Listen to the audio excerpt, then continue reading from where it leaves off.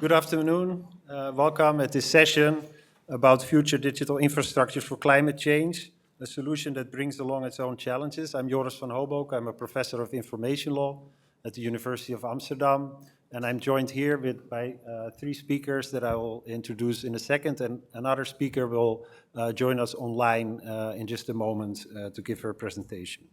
So we have, in order of speakers today, we have Hendrik Haman. He is a professor at Stony Brook University and an AI chief scientist at Brookhaven National Laboratory, and also is working at IBM. Then we have Sally Radwan, who is the chief digital officer at the UN Environmental Program at UNEP. She'll be joining us online, and she will speak second. Then we have Eric Monjou. He's the project manager of the Destination Earth and the Digital Twin Earth project at ESA, the European Space Agency. And we have Bengi Sebek, who I also want to thank for doing all the work in organizing this panel, who is a PhD researcher at the University of Amsterdam in the research group on the law and governance of quantum technologies. So just to say a little bit about the goals of the panel, it's really, looking at the twin transition and the turning to digital solutions in the environmental space, in the climate action space. There's really a lot happening there with new technologies. Exciting new things are happening. We want to learn, I think, on this panel from what are some of the things that are happening, and two things in particular that we wanted to focus some attention on is the use of AI and foundation models in this space, but also the projects of Earth observation and digital twinning.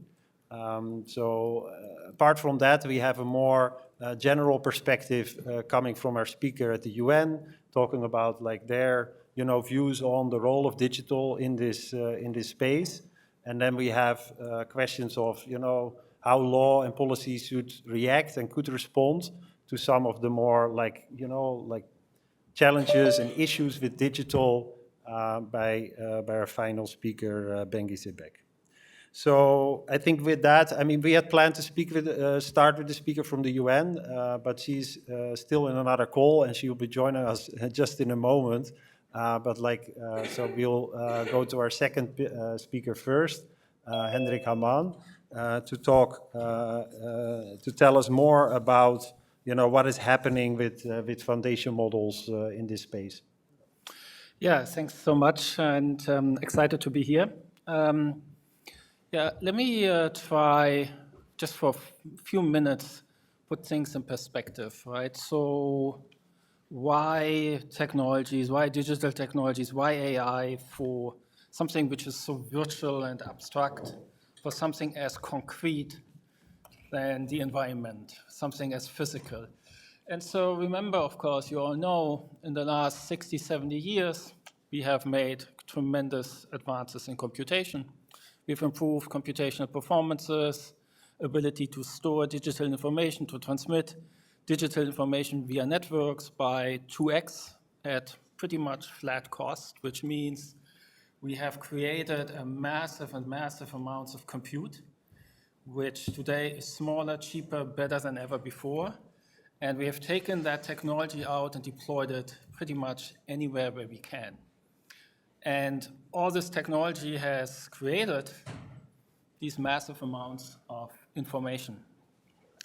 And what are we doing with all this information? Well, we're using the same advances in technology, right, in computation, in networks and storage, to make sense out of all this data we are collecting. 90% of all data was collected in the last 2 years, so a tremendous amount. Now, that doesn't answer the question why AI for the environment, but I would like to bring to everyone's attention that, of course, for AI, digitization of a domain or of that sector is a prerequisite. So you have to digitize it, and that's where the technology comes into place.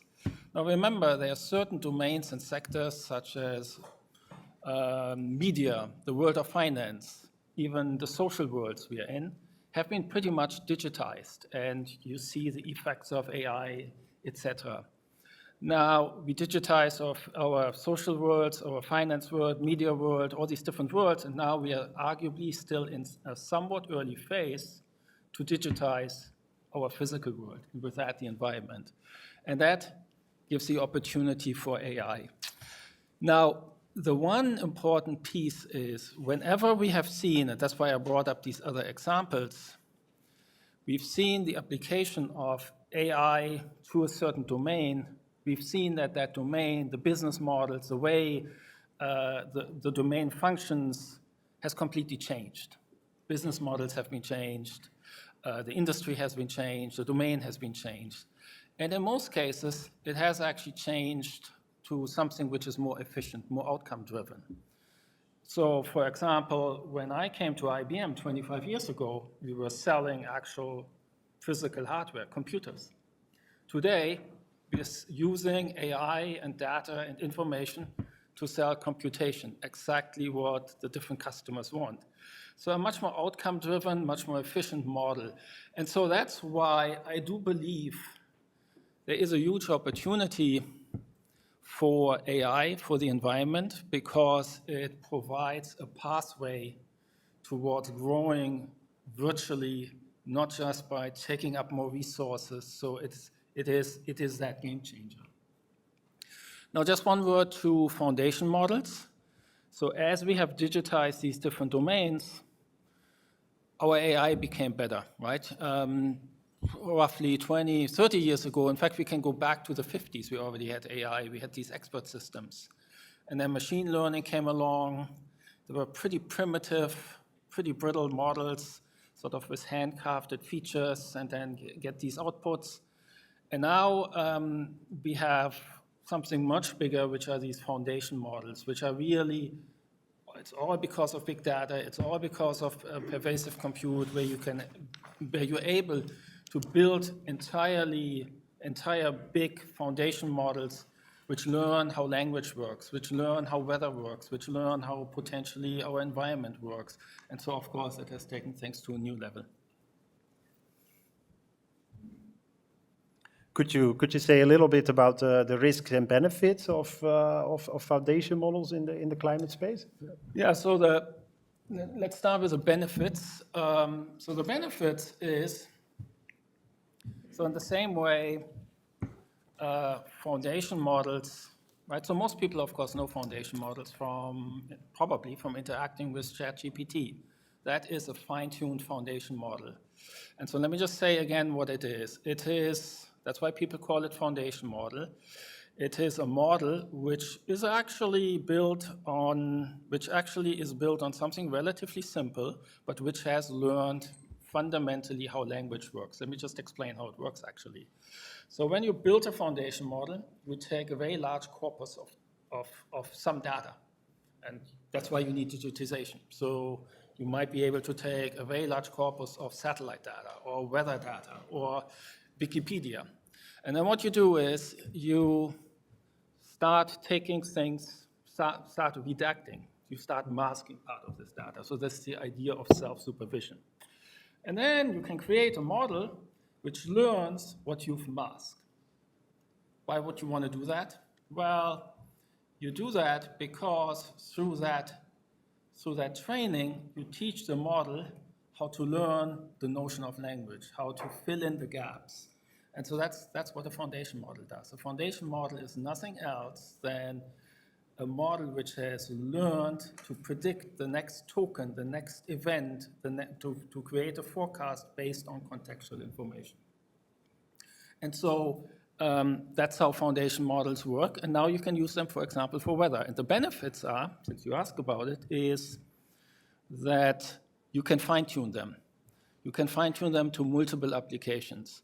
Before, when we had bespoke AI, before we had even deep learning was relatively bespoke, you had to create a model for each task. So you had a specific task, let's say environmental monitoring or renewable energy forecasting. You would build a model task by task. A foundation model, because it has captured the fundamental notions of the environment, let's say of weather, you can fine-tune it and do forecasts for specific areas at different resolutions. And so at the end of the day, foundation models is just another way to say AI as a platform. So AI has become a platform through these foundation models, and that's a big advantage. Now you ask about the risks. Well, there are risks if you build everything onto a platform. The risk could be that the platform isn't very good, right? The risk is that building that platform is a relatively large investment and is very difficult to build new platforms if you build the wrong platform. The risk is that new players might have a challenge to build their own platforms, but the advantages, of course, for new players is that they can build on top of a platform, so they might be much faster towards much faster building an end application. Mm-hmm. So I just want to check in the back, is our online speaker connected? Yeah? Okay, so I mean, I'm sure we'll get back to that further in the discussion. I have a ton of new questions, but let's go to our second speaker, Sally Radwan.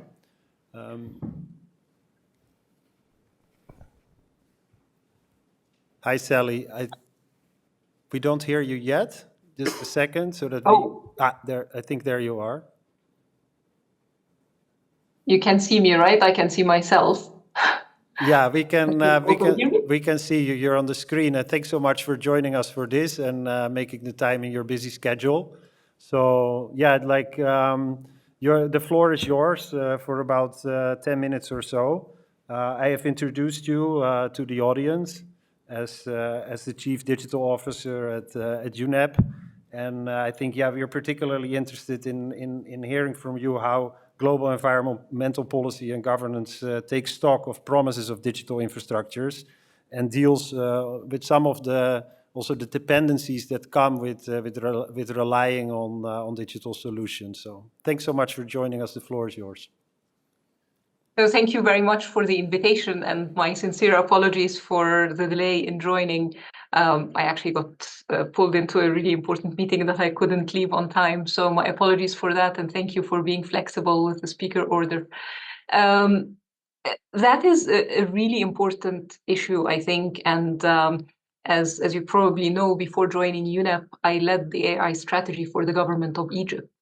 And so when you start talking about AI for an entire country and the promise that it holds for not just the environment, but really to propel the economic development and growth in the global south, then inevitably you start talking about enablers. And of course, one of the enablers is data, as we were just discussing, but also infrastructure. And one thing I used to always say is that when we talk about the AI race, for example, we can't really talk about a race because there are some countries in the world that are starting with, we have, 90 or 100% literacy rate, and we have millions of university graduates and hundreds of thousands of technical graduates who just need to be upskilled to AI. And by the way, our entire labor force is quite literate, and so they can be easily moved if they get displaced by AI and so on and so forth. And of course, for the Global South, the conversation is very different because you're starting from a much lower point in the pyramid and talking about illiteracy, like people who literally can't read and write, and you have to upskill them all the way to being able to deal with AI as developers or as users. And the same conversation applies to infrastructure and having those enablers in place. So if we're talking about a country that has no roads or no clean water, or indeed, as it's the case in many African countries, only a couple of hours of power every day, then you can't really talk about AI propelling that country forward. And then the inequalities are very much stressed and amplified. And so at UNEP, of course, we talk about the two sides of the coin with everything we do. On the one hand, we look at how do we promote digital technologies and how do we use technologies such as AI to accelerate environmental action, whether it's climate change, biodiversity, pollution, etc. But on the other hand, how do we mitigate or assess and mitigate, I should say, the environmental impact of digitalization, especially now with AI? So we're talking about the use of energy, about the use of water for cooling, about rare earth elements that go into the manufacturing of AI hardware, of the waste and e-waste that are generated, but also about the secondary and tertiary effects of misinformation, disinformation, entire sectoral shifts, unsustainable consumption and production that happens through AI indirectly, and so on and so forth. So there's a wide spectrum here of things that we look at, but specifically, for example, UNEP supports member states with climate science and climate data to raise ambitions in their nationally determined contributions, or NDCs, from the Paris Agreement. So we provide the authoritative science and data to inform climate policies through our reports, like the emissions gap report, the adaptation gap report. But again, here there tends to be sometimes an inequality of the data that we are able to present because of this inequality in infrastructure that allows countries to collect the right environmental data and to make it available. And to address that, we have another initiative going on called the Global Environmental Data Strategy, which seeks to address the global challenges around environmental data. So we've identified 5 challenges. Just quickly, they are data governance, data quality, interoperability, access and affordability, and of course, lack of capacity, whether it's on the technical side or indeed the policymakers who are able to use data for decision making. So this is an ongoing process now that we are going to present to the next UN Environment Assembly in December as a way forward, like a blueprint or a roadmap for how can we work towards a more harmonized global environmental data ecosystem, which can then underpin all of these things that we talk about, digital solutions, but of course also AI. And we're applying it internally at UNEP with our flagship data and applications platform called the World Environment Situation Room, which we'll also be launching at UNEA. So the World Environment Situation Room is a federated system of environmental data sets, but also environmental applications that can address different challenges. One of them is called Environment GPT. So we just heard a very good explanation of what foundational models are and how they can be fine-tuned to different applications. So Environment GPT is one of these products of fine-tuning. So it's our implementation of ChatGPT, and it focuses on answering questions related to the environment based on authoritative and UNEP and UN approved scientific reports and data. So it doesn't hallucinate, it doesn't draw from the entire internet. And whenever it gives you an answer, it also gives you the reference from which that answer came, which of course people are finding really important in terms of combating misinformation and disinformation, which, as we know, is a big issue, especially in topics around the environment and climate change. We're also building an environmental policy tracker, which is already starting to, again, show these discrepancies between the availability of infrastructure required to meet environmental obligations and to have the right environmental policies across the global north and the global south. And of course, we are also talking about the environmental impact of digital infrastructure, including AI. So a few months ago, we launched a publication on the importance of understanding what we're measuring. And the point we're making here is that, of course, we know all the numbers about the proliferation of data centers and how they are, doubling every couple of years and whatever. And AI, of course, is becoming a huge part of data centers and becoming a very big consumer of energy. But energy is actually not the whole story. As I was saying earlier, there's an entire chain from raw materials all the way to waste and e-waste. And the point we're making here is that we really need to pay attention to what do we need to measure at every step of this chain, so that in the end, we can make a call together. So we're not saying it's good or bad.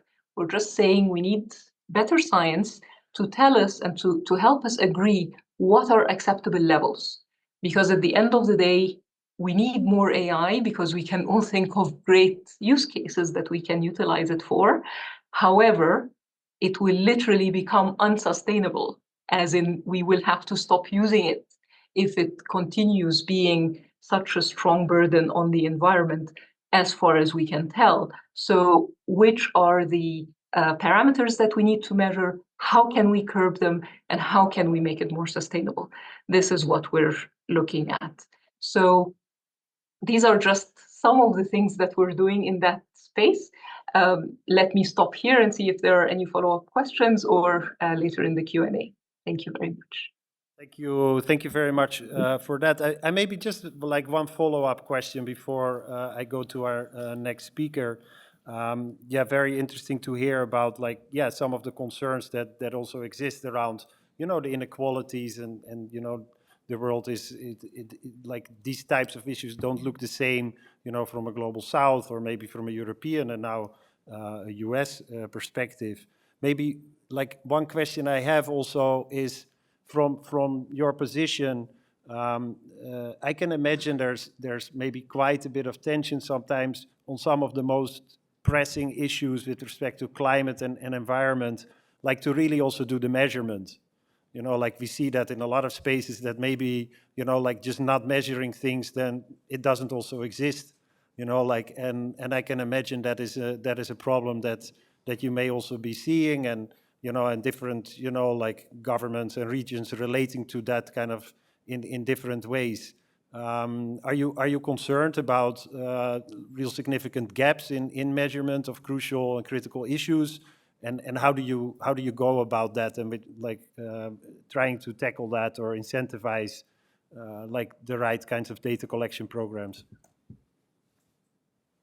Very much so, as in, yes, very concerned, and we do encounter those issues almost on a daily basis, and they are quite layered because in some cases it's literally the lack of infrastructure or the lack of know-how.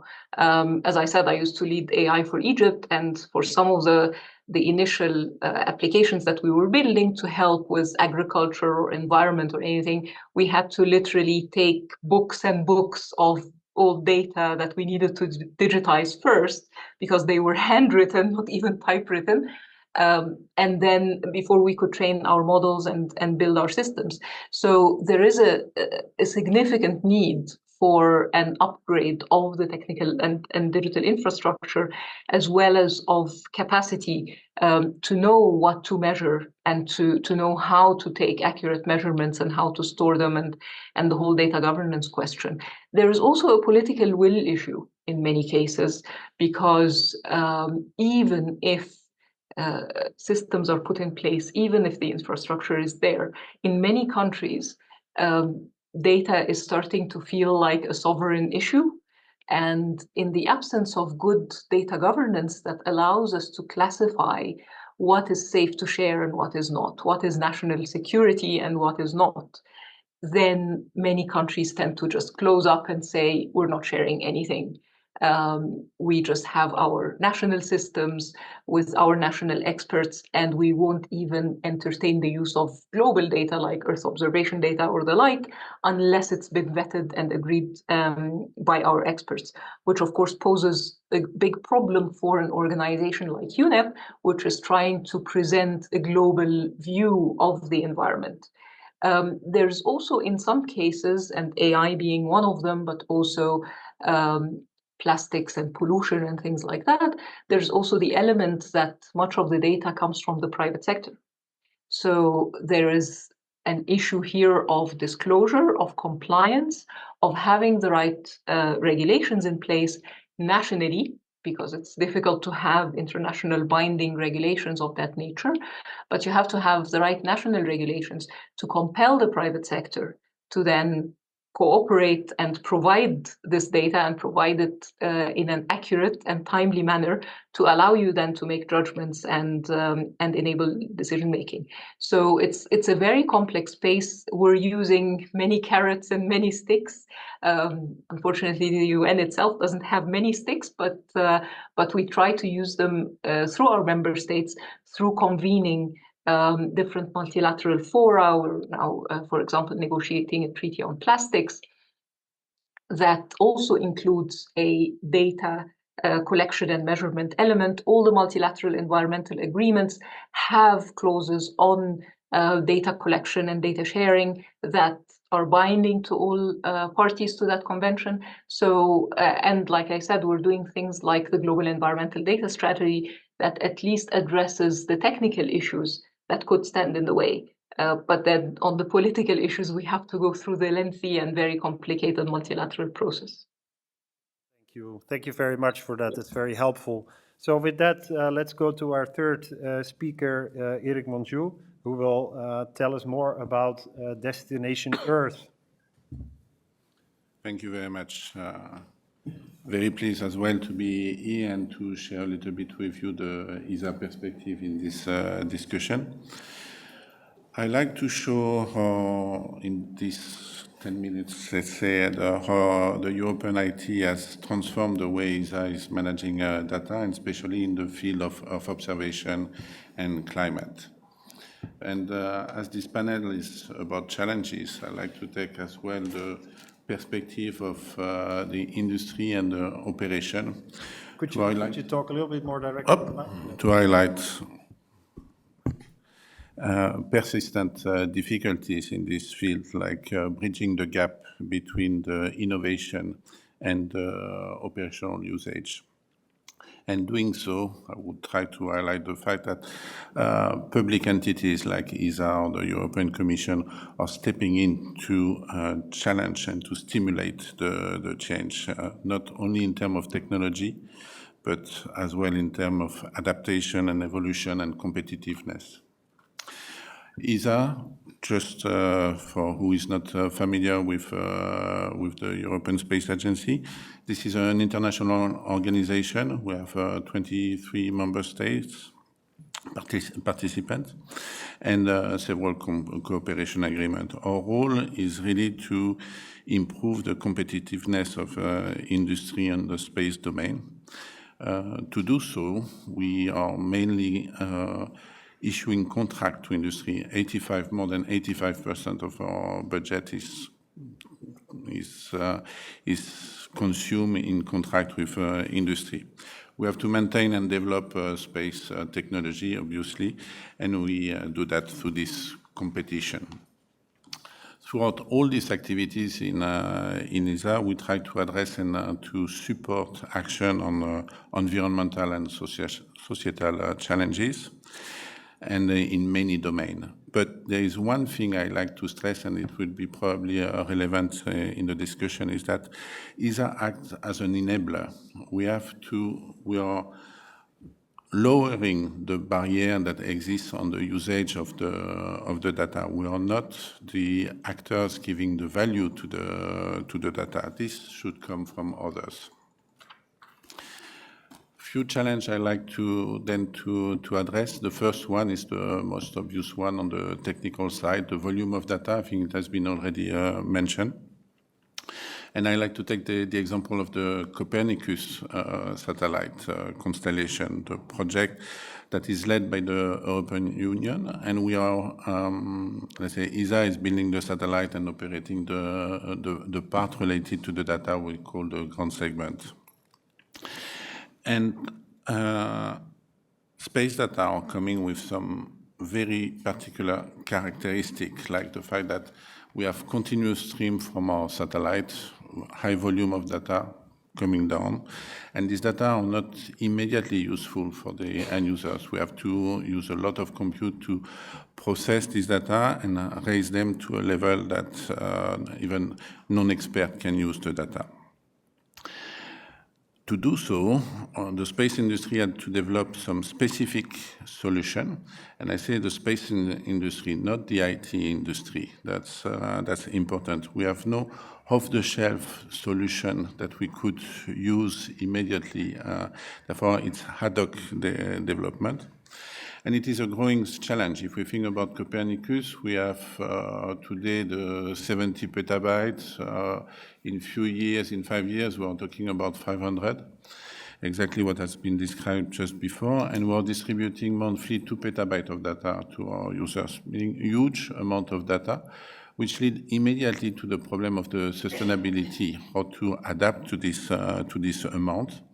And the way we did it, the first thing was to move from in-house infrastructure to cloud, to let's say European cloud services. And the shift the transition has been implemented by the European industry. We are using a sovereign European cloud, and it has been a big success. But the point to highlight here is that industry was against this change. They were considering too risky. Therefore, we had, and this is for me a little bit the lesson here, is that sometimes you have to take the risk. You have to challenge and to go forward. And if you have a technical solution and I would say a strategic view, then you have to take the chance to implement better services and incorporating innovation immediately into your domain. And this leads for me to the second challenge, is how to access data. 15 years ago, the challenge was, let's say, you would go to the web browser, you would do some search, identify your area, download the product, and that was it. This was considered not efficient enough for a mission like Copernicus, and we have developed an API that allows to, let's say, automatize the process and allow for batch download. And here again, the reaction was negative. The first reaction was, no, why should we do that? We are used to go to our website and do a point and click. And this is, for me, the second, maybe a lesson learned I like to share, is the fact that technology push that is sometimes presented with a lot of negative connotation can be a nice driver to absorb innovation and then to deliver better services to the users. And finally, I go to the Destination Earth for the last challenge. And on Destination Earth, this is again a project led by the European Commission. We are trying to build a digital twin of the Earth to help for decision-making and support analysis on climate change and climate adaptation. The implementation has been delegated to ESA, to ECMWF, and to EUMETSAT, 3 international entities. ECMWF this is the medium meteo center that is doing the forecast for, let's say, the starting point for the meteo at national level, is doing the development of the digital twin and run the simulation. And this is generating a lot of data as well. EUMETSAT preserve the data, and ESA is offering the platform for the user to access this data. And here again we are reaching the point I like to address as a challenge. We have done this for 2 years. The project is planned for 10. Now we have a system that is alive since last summer, and we are working on verification, validation of the performance. We are working on co-designing solution and application and services with potential service providers. And we are working on the long-term sustainability. And I think the challenge is this one. How do we make sure that we are building a solution that is viable and valuable even when the public investment will finish and will decrease? And to do so, we are trying on the platform side to change a little bit the approach, because a new project in the past was almost equivalent to restart from scratch, new platform, new data archive, new access, and we have seen this many times. And I think this is not sustainable. This is not acceptable any longer. We have to build, as it has been said even before, on top. We cannot just reinvent the wheel all the time. And what we have to do as well to do that, we want to then to share decentralized service. We are based on sustainable solution from industry, but we have to tell them what are our expectation, what they should do, and we have to, and these were the two previous examples, to drive them in the right direction. And this is what we are trying to do right now when we are saying that a one-off solution is, or test case is not any longer acceptable. We need service that show the real potential to survive after the public contribution. Service that should be able to stand on their own, technically, operationally, and economically. And I think this is, for me, I'm reaching the conclusion of this introduction. Large public program like Copernicus or DestinE can shape behavior. We are not just talking about data, we are not just talking about platform, AI, technology, but we are talking about driving the change. We have to change the way we are doing things, and by setting clear expectation, then we have a chance to reach this objective. And I think this is concluding my... Thanks so much. Maybe I would just like to ask one clarification question, or a little bit more information on one aspect, just to kind of to grasp like the kind of data collection and that we're talking about. With Copernicus, like what is the granularity of the data? What is the kind of, like in terms of the temporality, and like how often is the same kind of thing collected?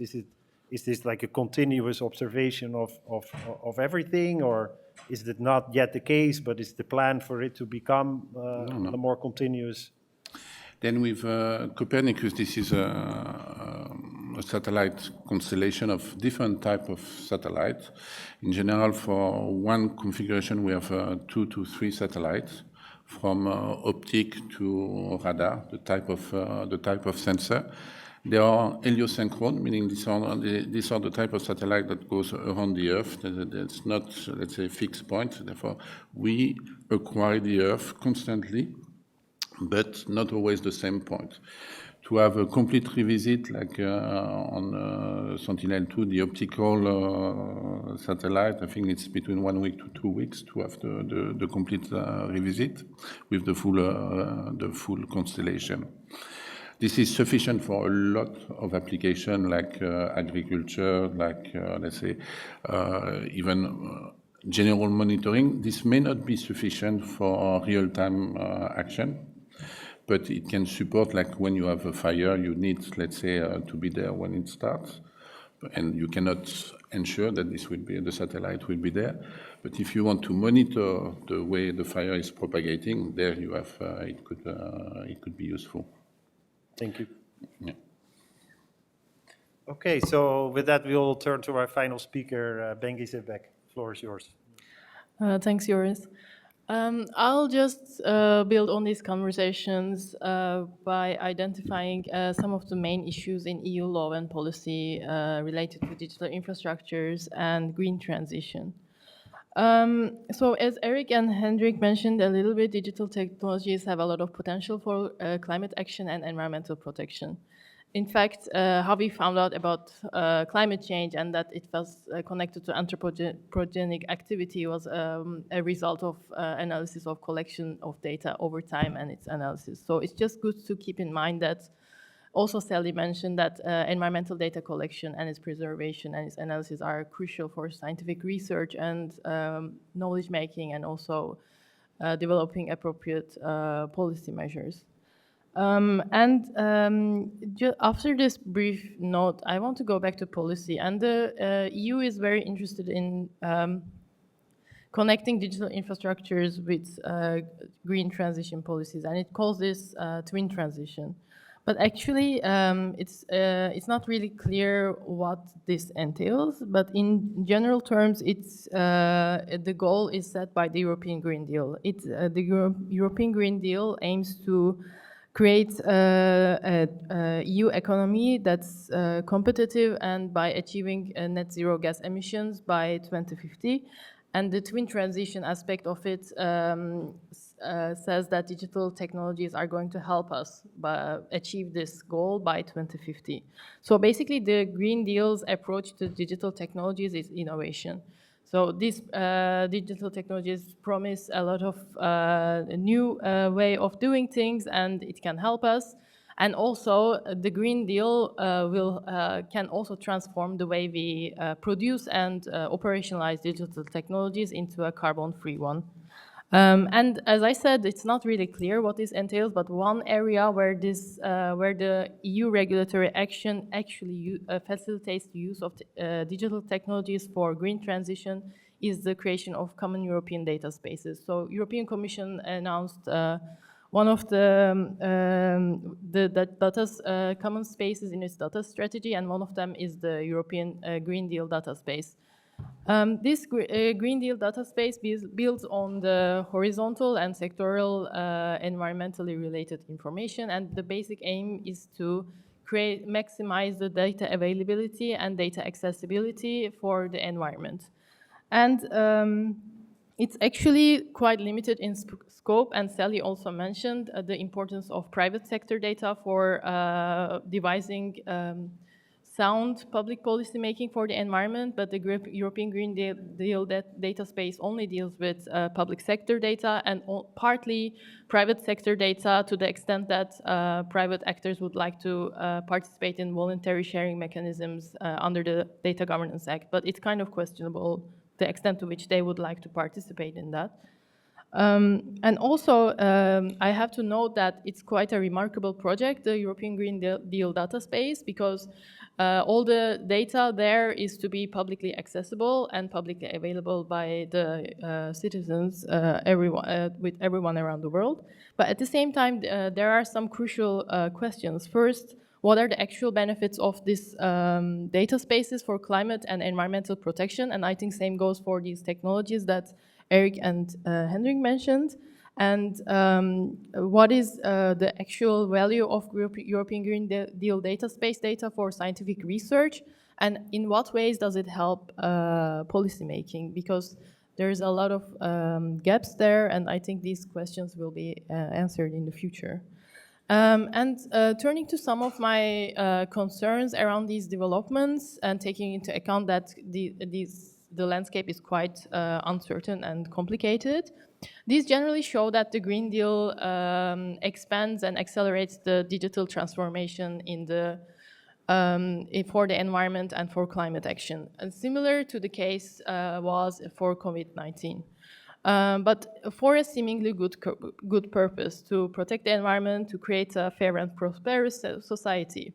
But actually, this green transition is not super straightforward.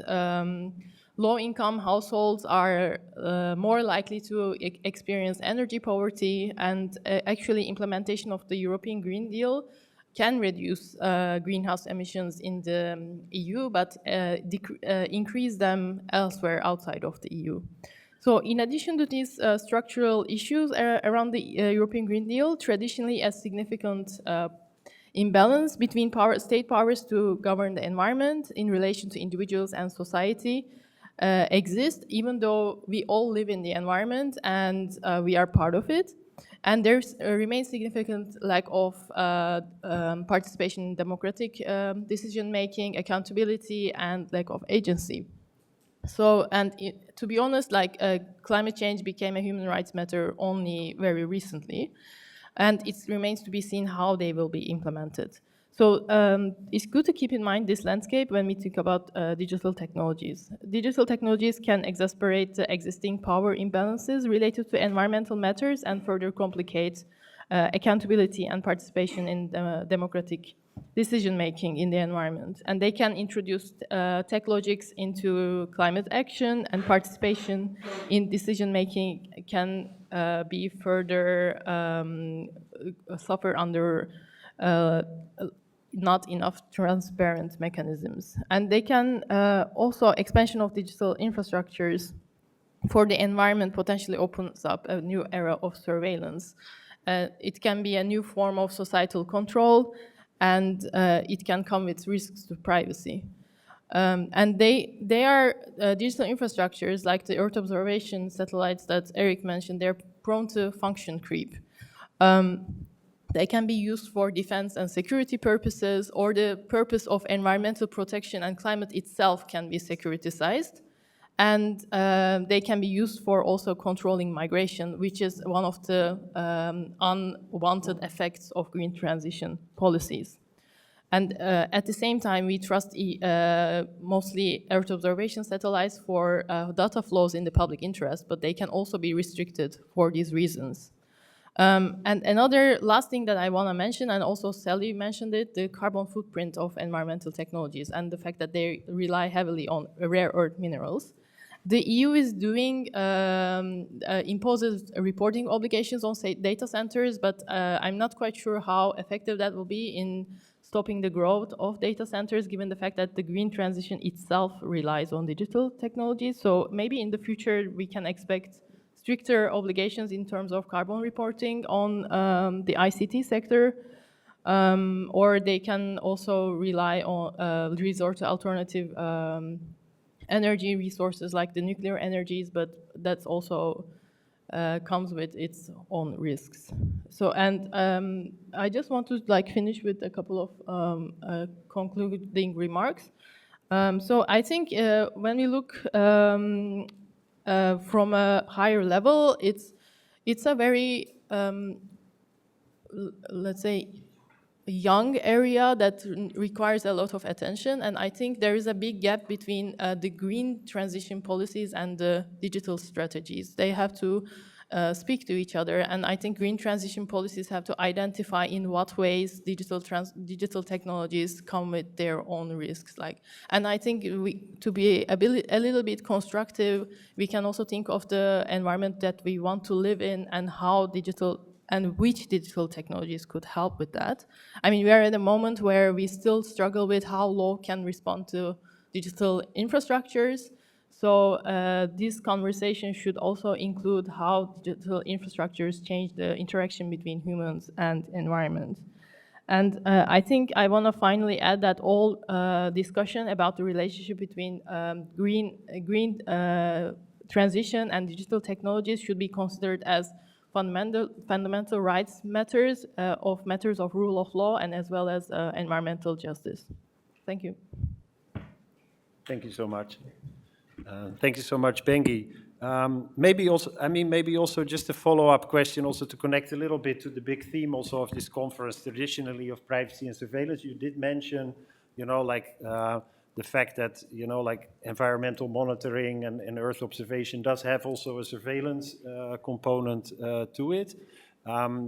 So from your work, and looking at this space, is this something that is present in the kind of conversations about, building these kind of programs, and our communities that have been thinking about, surveillance and the kind of power dynamics that come with it, are they included in these kinds of discussions or is there still a lot of work maybe in that area of making those connections?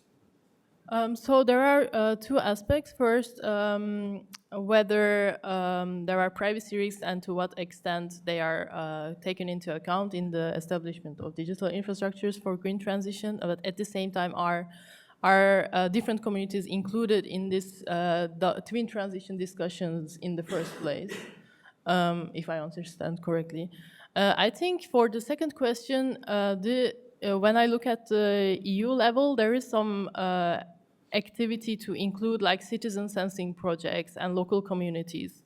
But honestly, it remains to be seen how that could be effectively implemented. But I'm quite hopeful that, because all the Green Deal biodiversity climate regulations include detailed provisions on citizen sensing, I think that's a big development, because I think these communities had to fight a lot to get these into these laws. And in terms of the privacy discussions, so for example, for the European Green Deal data space, the way privacy and data protection under the Charter is used as some sort of a legal basis to ensure ethical data flows. But I mean, we all know that privacy and data protection is not always very helpful when you want to enforce it against, when you want to make it enforceable, because most of the time we are not aware of the harms, and we are not, it's especially for environmental monitoring, it's even further from us, like how the effects of digital technologies will collectively affect us. So I think it is there, but as a like checks and balances thing. But that also comes from the way the privacy is legally constructed. So maybe there's social scientists and humanities work is useful there. Yeah. Thank you. Thank you very much. So that was quite a range of different perspectives and thoughts and contributions on this space of digital and climate. So what our plan was is to open it up to you for questions, and then through that also to pick up on new themes, and maybe I'll add some questions along the way as well, and to continue the discussion. We have, I think, we have 23 minutes left. So I see some questions already there, and maybe, I mean, I'd be happy to maybe pick up a few questions and then like go to the panel again and answer. So. Yes, thank you for the input. My name is Alex Brandt. I'm a student of cybersecurity, and it might be a quite general and naive question, but I actually expected to hear more of initiatives to make digital infrastructures more sustainable and environmentally friendly for the member states, or on an international level, like how this is connected to funding, for example. So could you give any examples to this end, like how the EU or the UN actually gives initiative to be more environmentally friendly when thinking about AI? Because I know the EU ties funding to actually introducing AI into the public sector concepts. So I was wondering, are there any initiatives to the ecological end of this? Thank you. Okay. Yeah, that's clear. Good question. There's a question also here in the middle. Hi. This is not my research area. I work on data protection. Of course, it's related, but just again, a very general question. I was a little bit late. Maybe you mentioned it and I missed, but I was wondering, what's your take on precautionary principle? Because this is usually used when there's a serious threat or unknown scientific uncertainty. So I think it really fits the situation. And do you see it's valuable, or because there are also some critics that it is outdated or vague, so I would like to hear your thoughts. Okay, and there was a question here also in the front.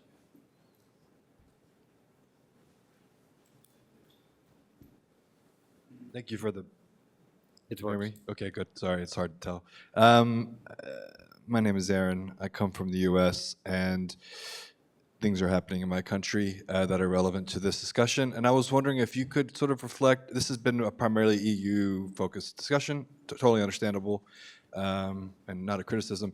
But for me, climate change is very much a global concern. And if we don't consider behaviors elsewhere, in particular in countries like the US and China, vis-a-vis sort of tech, digital infrastructures, AI, then we're not really going to solve the climate change problem at all. So if you could reflect a bit on that geopolitical dimension and I guess the extent to which EU efforts are sort of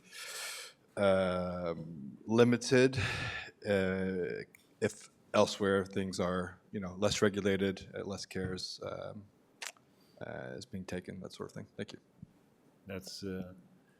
That's a great question. Yeah, I mean, I think we've all probably seen some examples about the US in the news about, in particular also this area where like maybe, and my question to Sally also earlier was a little bit informed by that. It's like just stopping to measure, like it's maybe, like kind of wishing the problem away. I want to just quickly check if Sally is still online. We can involve, no, she had to sign off.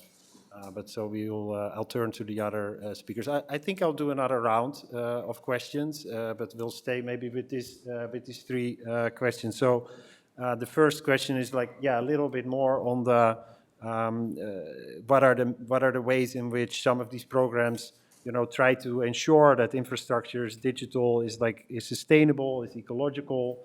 The second question about the precautionary principle, and then the question about like the geopolitics of some of these climate action, where maybe especially also the involvement of digital brings its own kind of geopolitical kind of dimension to that, and we've heard already a little bit about that from like how like there's like sovereign cloud used for some of these kinds of programs. So could I start with you, Eric, to pick up on some of these questions, and then maybe can you put the mic on?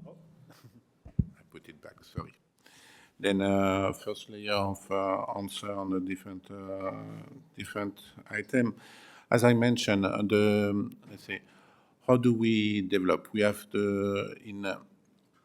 with VISA, as I said, we go through procurement, and in this procurement, it is clear that we are working on the climate area, meaning we want to put incentive and we want to be sure that we push industry in the right direction and to make use of resources in, I would use the term, a frugal way. In our competition, this is embedded. We would select the data center, we would select, let's say, the infrastructure that are, let's say, that would be, that would document and that would implement active strategy to have less impact on, let's say, the environment. But one thing I like to highlight, and this was part of the conclusion about changing the behavior. We are using as well this procurement to change the behavior of the users. It's at the end, what we realize is as well the research, for example. Very often researchers are not considering the impact of their research when they are using computers. They like to, I got requests to run any model at any time, whatever is the cost. Meaning we're trying as well to educate the user community to the fact that resource consumption has an impact and that they have to change the way they are consuming resources when they work on a huge amount of data like this. On the maybe on the global part, I can try to give an element of answer. Climate is global, our data set are global, this is clear, and we are working with an open data policy. Therefore, data is available as well outside Europe. Now, there is a lot of effort that is being done to develop services and applications that would serve our stakeholders in Europe, and I mean, using this data to find solutions and to go from global to local.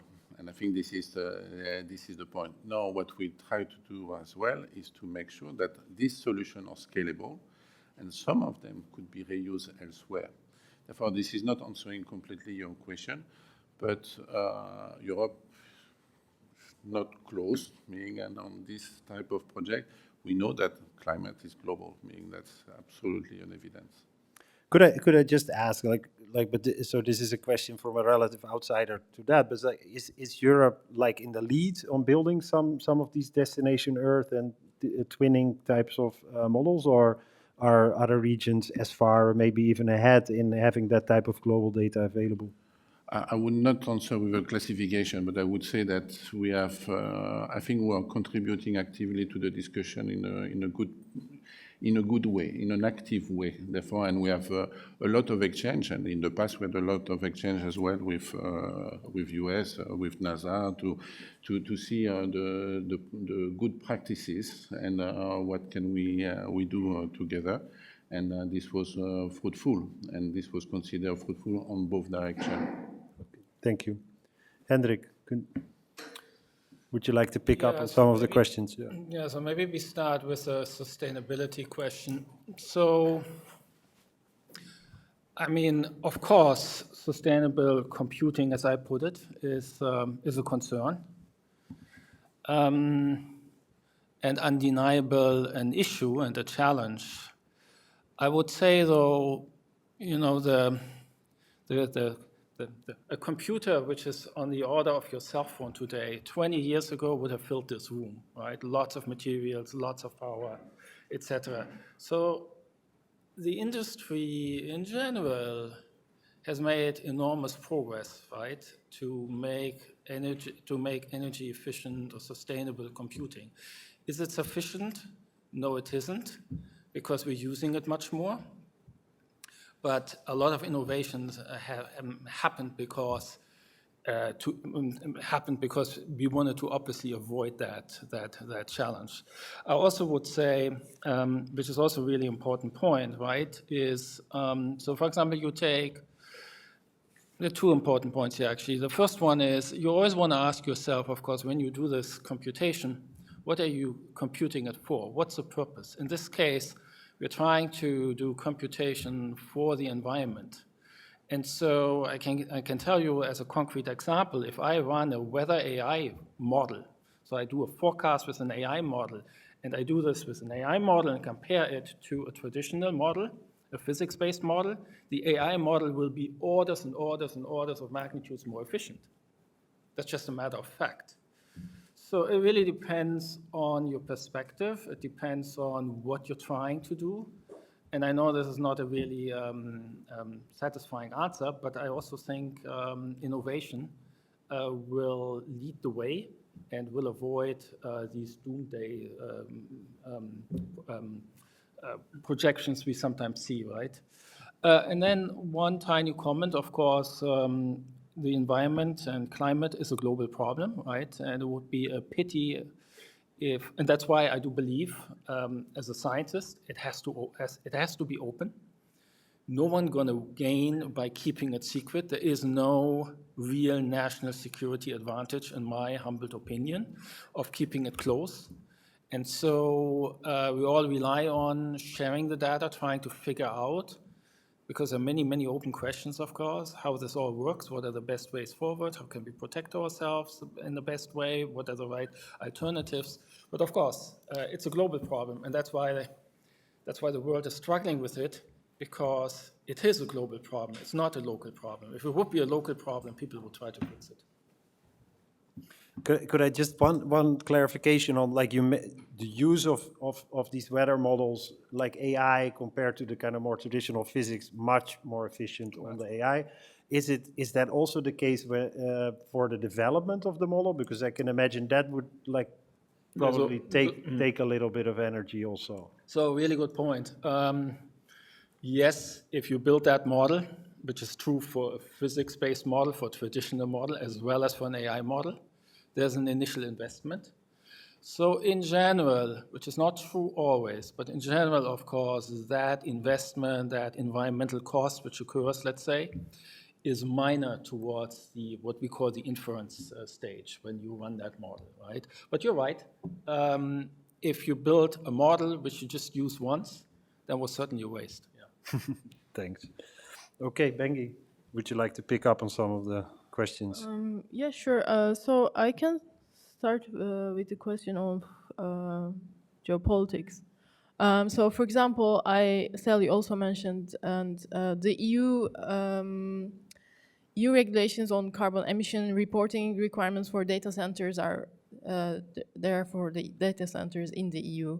So the U.S. I think in January they withdrew from the Paris Agreement again. So I think the Paris Agreement, although it's quite general, it provides a good overarching framework to evaluate countries' carbon emissions, and it's a general framework, but countries are free to submit their programs on how they are going to allocate emissions by sectors.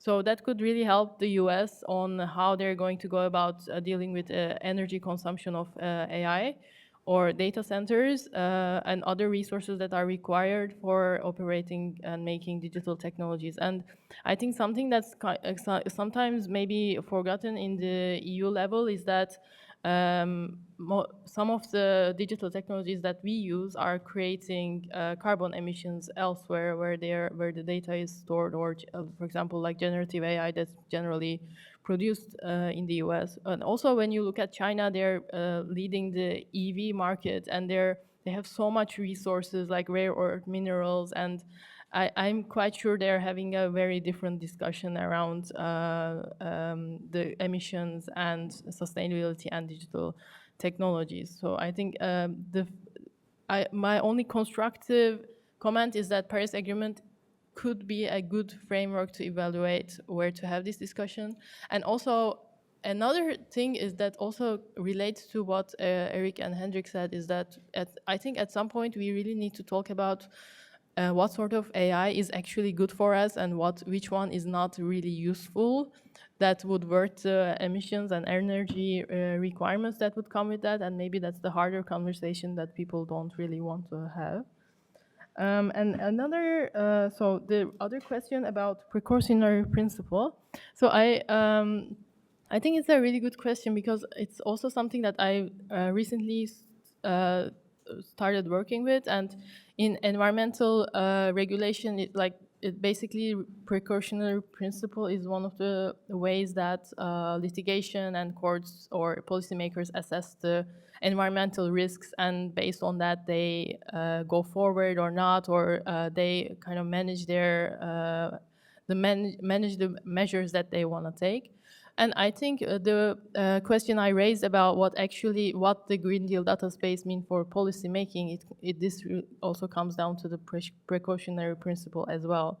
So when we think about something global and so large scale and so unknown in terms of its impacts, like climate change, I think this is a little bit harder to assess and maybe difficult to apply. And climate scientists and also policymakers, I think, are working in this area, but it's just relatively more difficult than other maybe environmental matters that policymakers are maybe more used to dealing with, maybe some similarities around health issues. And the other question about funding, I have to say, so this panel was supposed to be about not necessarily the carbon footprint of digital technologies, but also how digital technologies are used for environmental decision making. So. But yeah, there's definitely a big discussion to be had there. So we have time for a few final questions here, please. Yeah. I do operate multiple data centers, so I'm aware of the usage for that. And I don't know how much you're looking into the fact that the current AI usage, which is growing, caused the issue that multiple countries running into limitations of the power grid. Netherlands, for example, no longer allows to open new data centers or expand existing ones. And even countries which in theory have unlimited power, like Iceland, just hit the limit where the energy price doubled or quadrupled, causing that the local population faces significant higher energy prices because the market is so strained, leading to or being only caused by AI. So there's an active hunt for the last possible data centers in Europe having energy, regardless if it's green or not. So we already reach limitations on the power grid, which makes it impossible to grow in multiple countries the infrastructure. So I think we should more look towards the using AI for things, or at least talking about for what it should be used, because we already hit limits and causing issues for normal citizen. Thank you. My name is Matthew Astle. I'm the CEO of Cavendish Group, a business media company. 2 months ago, I attended the Boao Forum in China, which is the equivalent of sort of Davos. It's China's annual big event. And so there's lots of people there. Top to bottom, DeepSeek was the headline, not surprisingly. But number one, the two themes were bypassing the gatekeepers, making AI utility, focusing on applications. But secondly was, this was across every panel, every sector you can think of, every government department, was the consequences of energy efficiency for what DeepSeek would mean. Is this a question that anybody would comment on in terms of thinking about this from a European or Western perspective? Because I'm not commenting good or bad, up or down, other than just to say that in China, there is a very strong awareness of the potential consequences in terms of the energy requirements for the future use of data, and surely we should be talking about that in some respect, and it'd be interesting to get any perspectives. Okay, there's one final question here in the middle. Hi, Stephanie van Meijtsam from Karlsruhe Institute of Technology. Henrik, you were mentioning waste. Should we start thinking of data not as an asset, but maybe as a waste, especially when we're thinking about dark data? And maybe is there a way to restructure the infrastructure?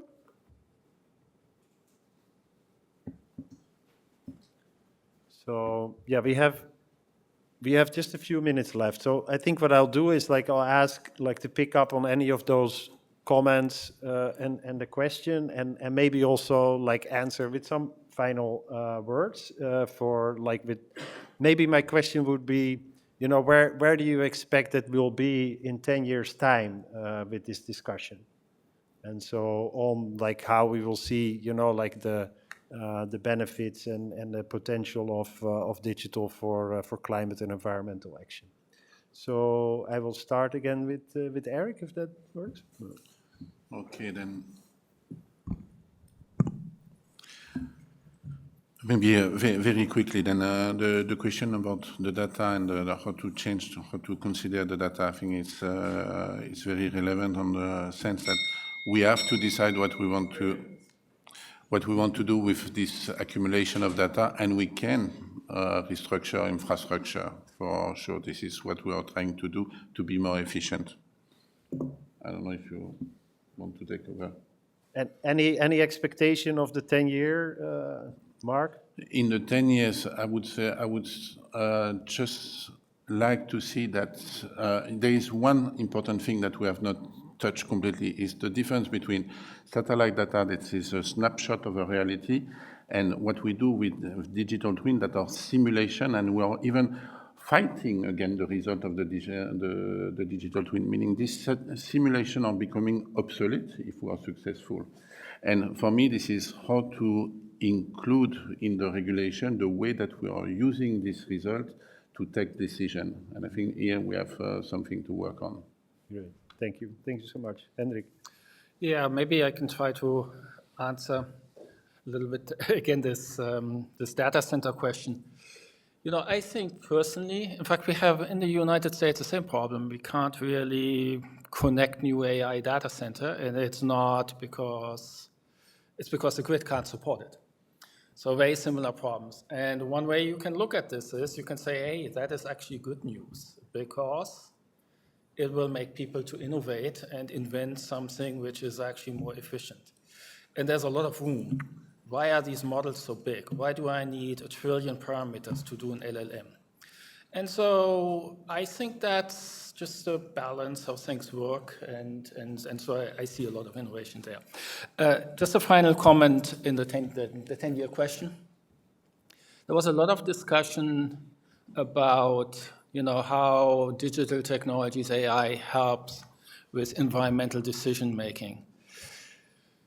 I think that's great, but I do believe, and I tried to say this earlier, there is something probably much larger at stake, which is this transition, this transformation you have actually of entire sectors who have actually an opportunity to become much more efficient in what they're doing. And I think that is by far the more, at least from an environmental aspect, the more impactful aspect. And I think we'll see that more and more in 10 years. Right, so a lot of, let me just, one tiny example, let's take agriculture, right? We know there's so much food waste. We know that our whole agricultural supply chain is not really working. And so the opportunities for AI is tremendous to make that industry 10 times, 100 times more efficient.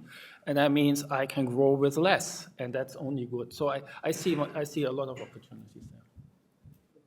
Thank you so much. Bengi.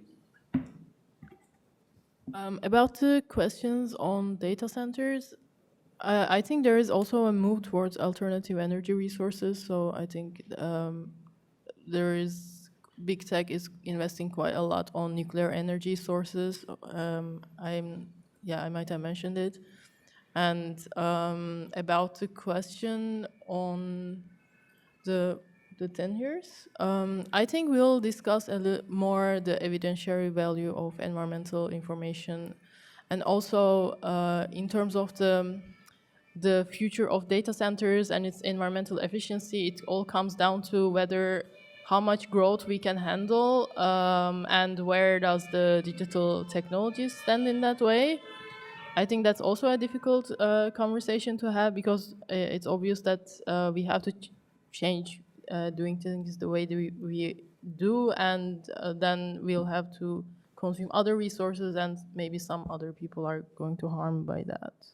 And I think, it will become way more geopolitical in the future, I think, the climate issues. Okay, thank you so much. So please join me in giving an applause to the panel, and thank you much for joining us.